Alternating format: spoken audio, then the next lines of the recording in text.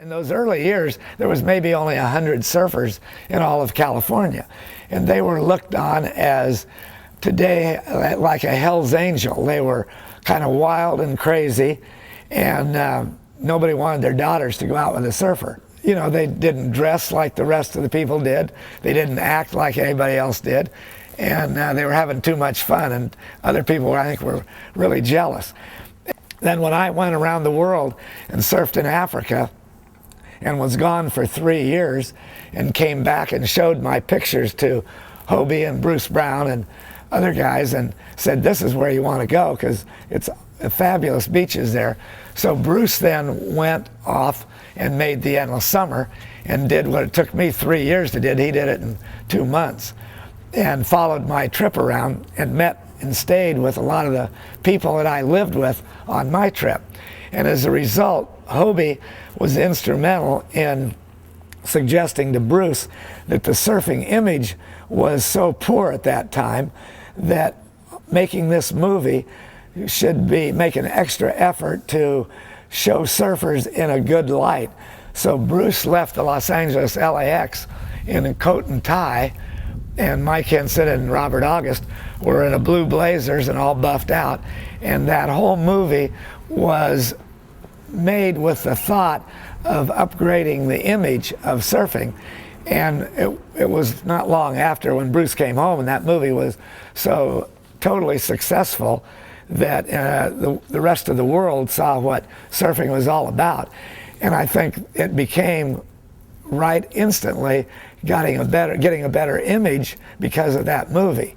And so kids that got interested in surfing from the East Coast and the Midwest then saw surfers in a different light.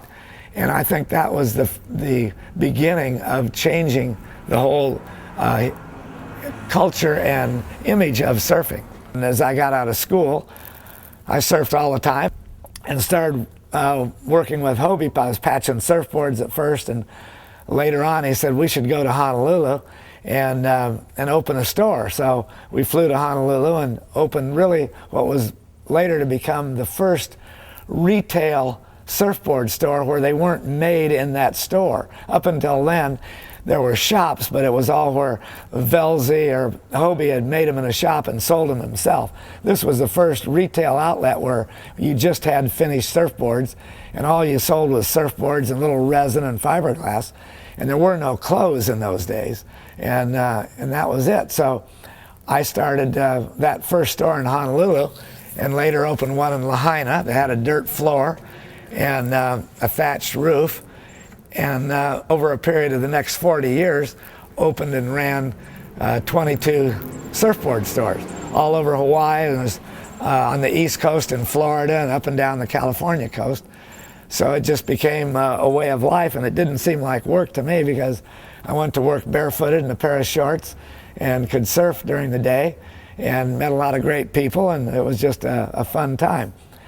And then the museum came along later on because I acquired a lot of these old surfboards that I thought were really fabulous pieces of art, and I wanted to preserve them. I've always had an interest in history. So the foundation came along about 5 years ago when I didn't know where to store all these surfboards, and wanted to make them available to the public because by now they had become valuable, and there seemed to be a lot of interest generally in the history of not only the sport but the culture of the sport and how it evolved. In the early days they were worth absolutely nothing. Guys would say, gee, I don't want this surfboard, I'll just leave it here and maybe I'll pick it up next year when I get back from school. So they'd go off to school and just leave their boards there, and half the time I'd give them to somebody else, but whenever there was a great one I'd tend to keep it.